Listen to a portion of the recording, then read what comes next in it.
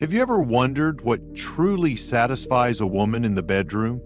Not just the physical movements, not just the timing or the technique, but the deeper truth, the quiet, emotional rhythm that turns an ordinary moment into something unforgettable. Many men spend years trying to figure this out. They read, they listen, they try, but still something feels like it's missing. And often, they don't realize that the answer has been there all along. Hidden, not in a new position, not in a secret move, but in presence. What a woman remembers more than anything else is how she felt in your arms. Did she feel seen? Did she feel safe? Did she feel adored? Not for her body alone, but for the way her breath changed, the way her soul softened in your presence. This story is not about perfection. It is not about being a flawless lover who knows every button, every technique, every formula. It is about becoming someone who pays attention, who dares to slow down, who sees beyond the surface. Because satisfaction is not about control, it is about connection. It is about being there fully in the moment with your mind, with your breath, with your heart. It is about noticing when her hand grips yours a little tighter. When her eyes close, not just in pleasure, but in trust. When her breath pauses, not because she's waiting for what's next, but because she feels completely safe right where she is. The truth is, women don't just want intensity, they want intimacy. And the doorway to that intimacy begins not with your hands, but with your attention.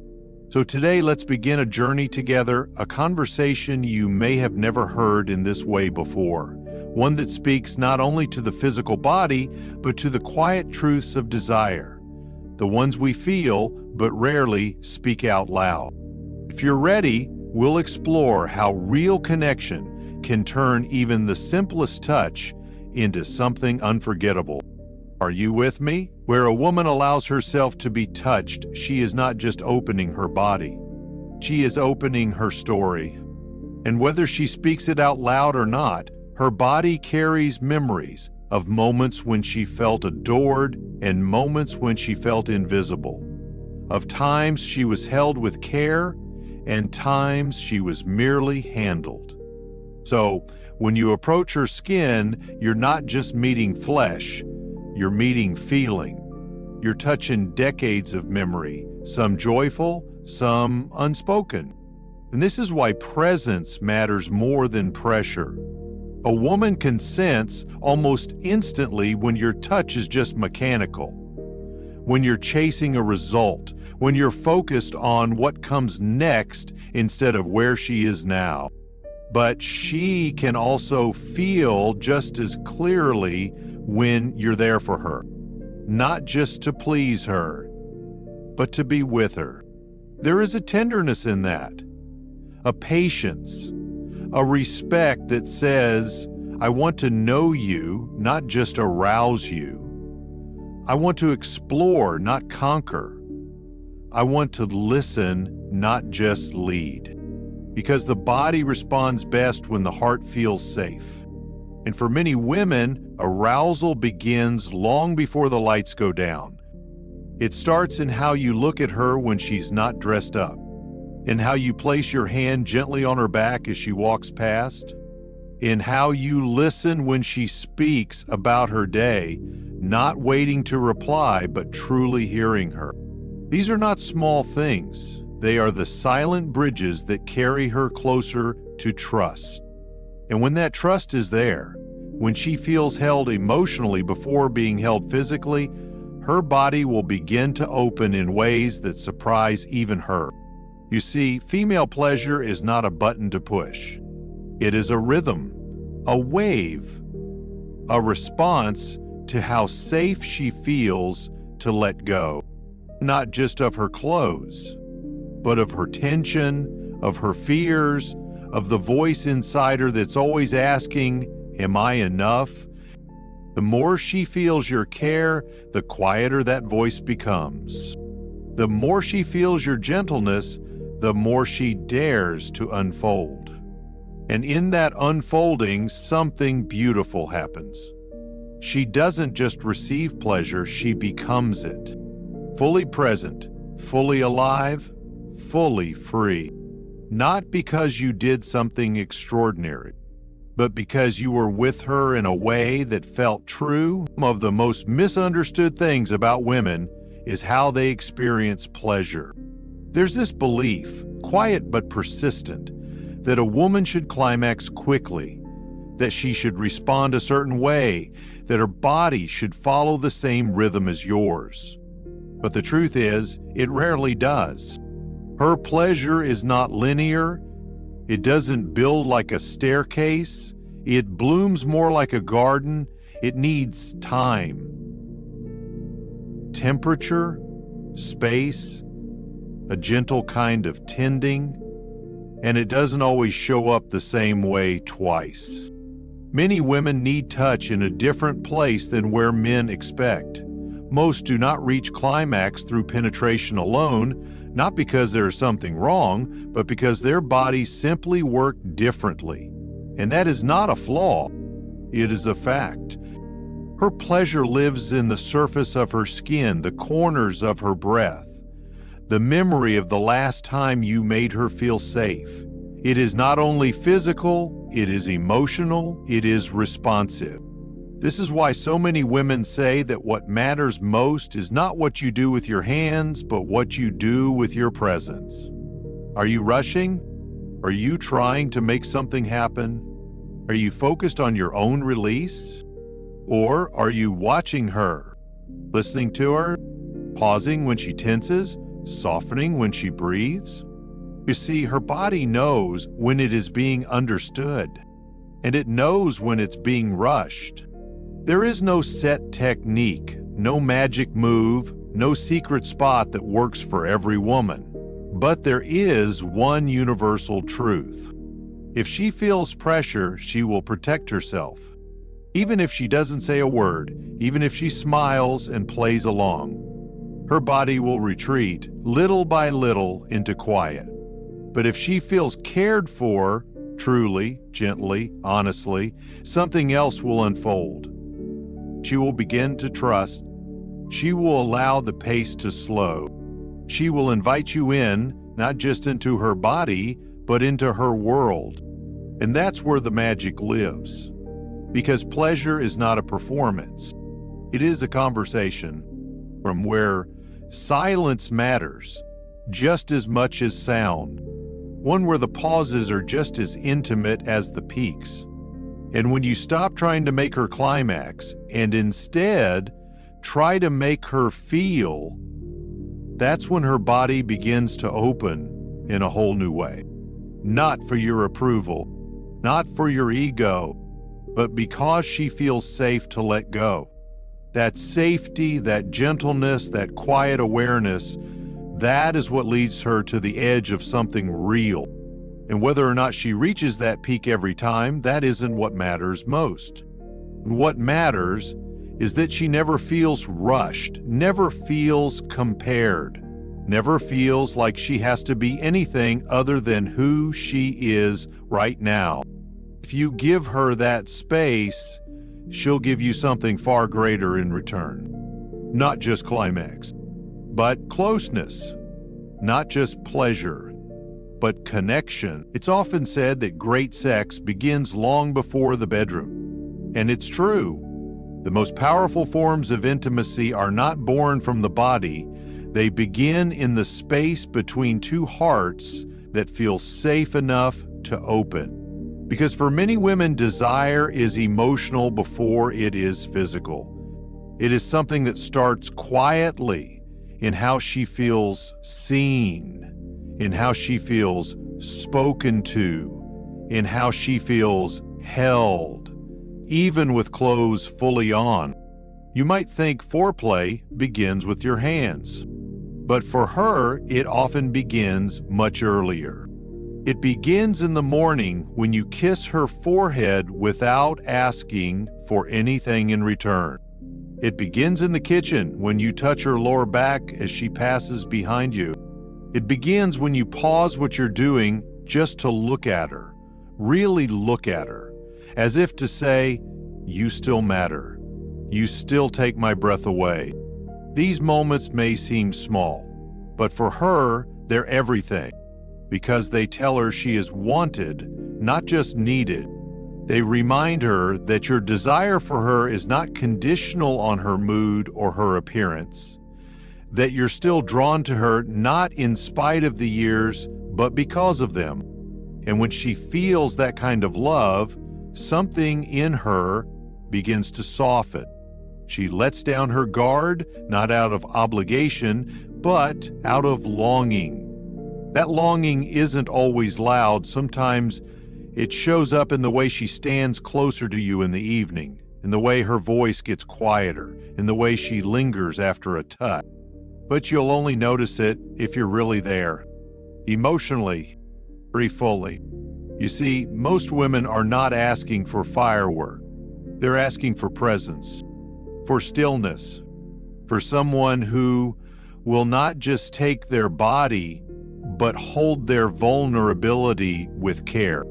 When you show up like that, when you create a life where her heart feels safe, not just her skin, something shifts in the bedroom. Her pleasure becomes deeper, her openness becomes fuller, her responses become more honest, because now she's not giving herself out of duty or habit. She's inviting you in, not because she feels obligated to satisfy you, but because being close to you feels like coming home. And in that home, she is not performing. She is not pretending. She is not calculated. She is simply present, fully, completely. That is where real intimacy lives, in the moments when nothing needs to be forced, when no one needs to be perfect, when both people feel that being themselves is enough. It is not the size of the gesture that builds a great intimate connection. It is the consistency of care. And when that care flows freely, when tenderness is not reserved for special occasions, but woven into daily life, the bedroom becomes more than a place for pleasure. It becomes a place for renewal, a place for returning to each other, even after hard days and long weeks. A place where you remember you are still lovers, not just partners. Still explorers, not just parents. Still alive, not just surviving. There are moments in intimacy that do not go as planned. Moments when the body moves faster than the heart wants it to. Moments when pleasure ends before connection has truly begun. And for many men, these moments feel heavy. They carry the weight of disappointment, of frustration, of self-doubt.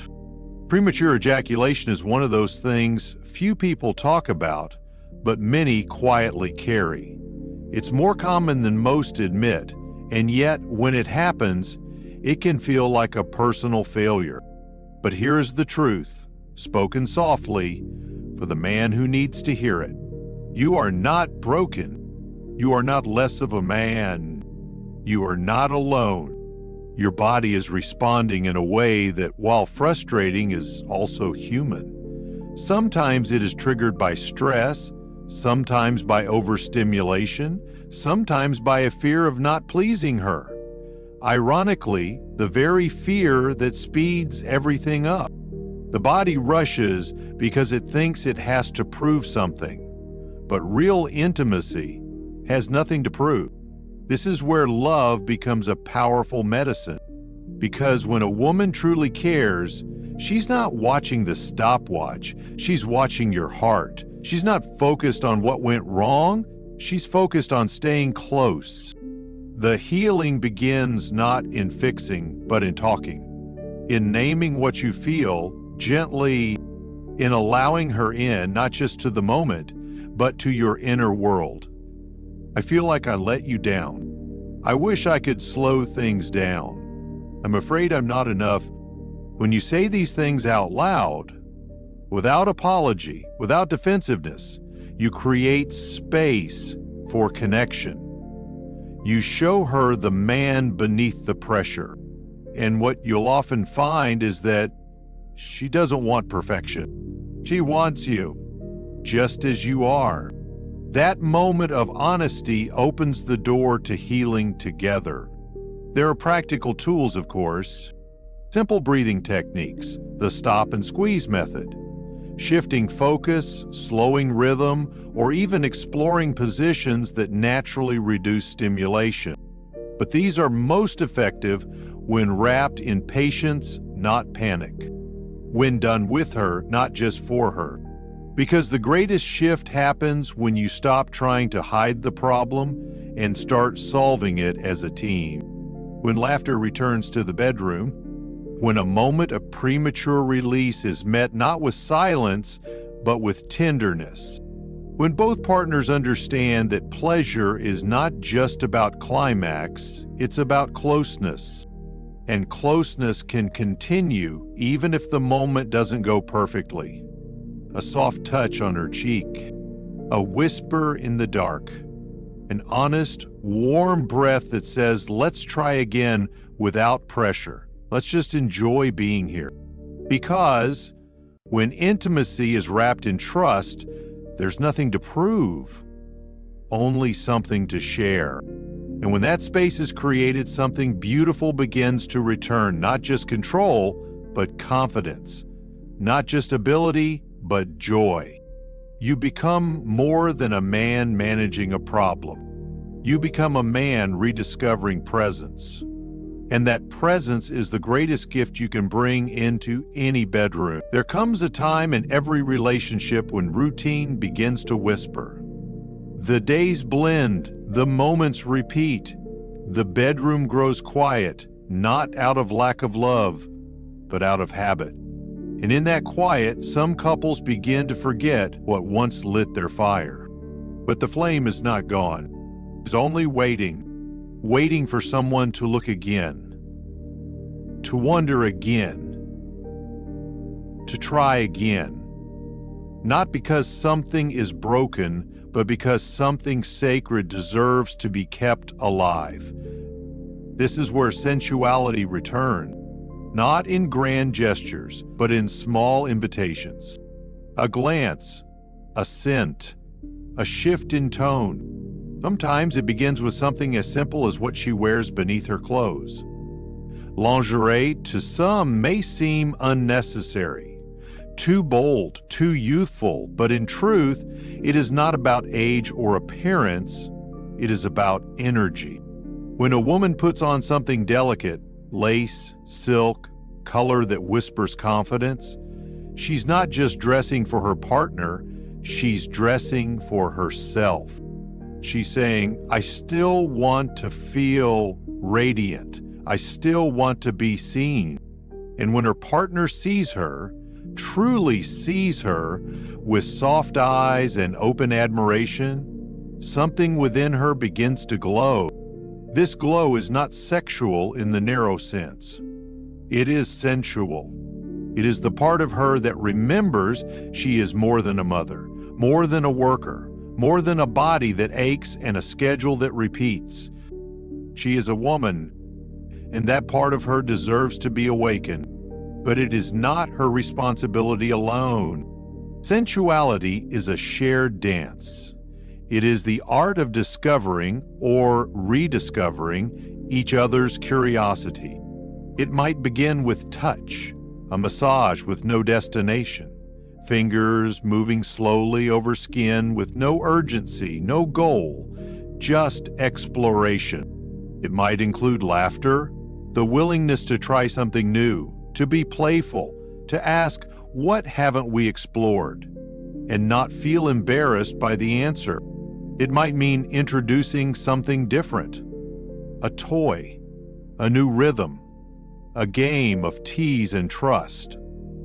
not to fix anything, but to feel something new together.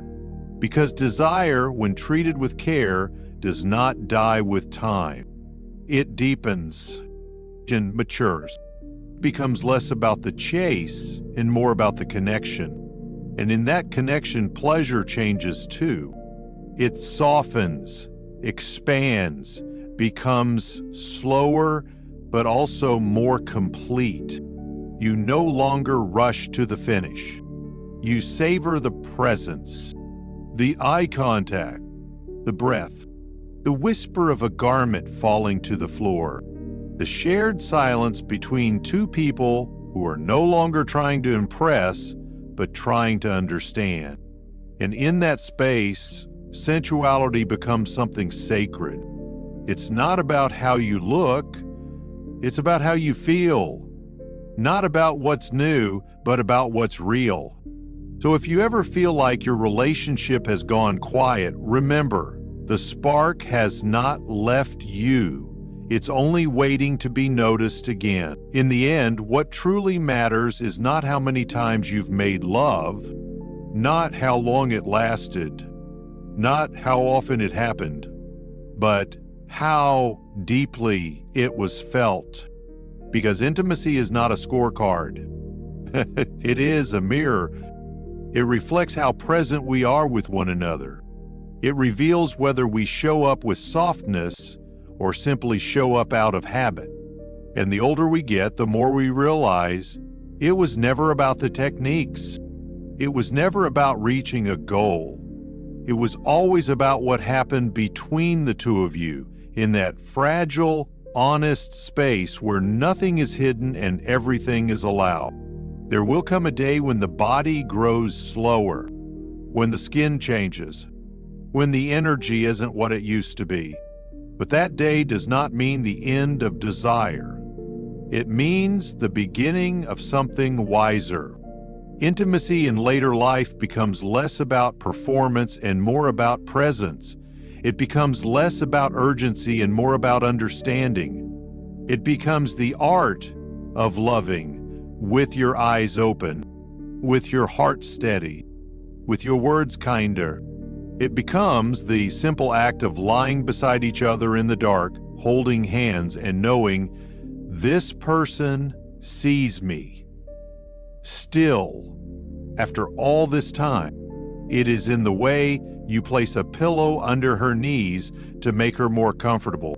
In the way you pause to ask, is this okay? In the way you listen to her breath as if it were music and not a signal. Because what makes a woman feel desired is not intensity, it is care. It is the way you touch her, not just to arouse her, but to remind her she is safe, she is wanted, she is beautiful, not in spite of time, but because of the life she's lived within her skin. And what makes a man feel strong is not control, it is confidence born from vulnerability. It is the courage to say, this is where I am, this is what I feel, and I still choose to give even when I'm not sure how it will be received. When two people reach this space together, something shifts. Sex is no longer just sex. It becomes language. It becomes healing and becomes a moment where the world falls away and only the two of you remain, raw, real, remembering what love looks like when all the masks are off. You may not always get it right. There will be awkwardness. There will be off days. There will be silence. But the fact that you keep showing up, that you keep learning, that you keep loving, that is what keeps intimacy alive. Not grand gestures, not flawless nights, but the quiet, ongoing choice to care, even now, especially now. Because the truth is, a fulfilling, intimate life isn't something you stumble into. It's something you create day by day, breath by breath, touch by touch. with presence, with patience, and with love that doesn't need to be loud to be lasting. So if you remember one thing from all of this, let it be this. The body may change, but your ability to love well, that is timeless. And when you love like that, every night becomes an invitation, not just to pleasure, but to connection, to truth, to peace, to home.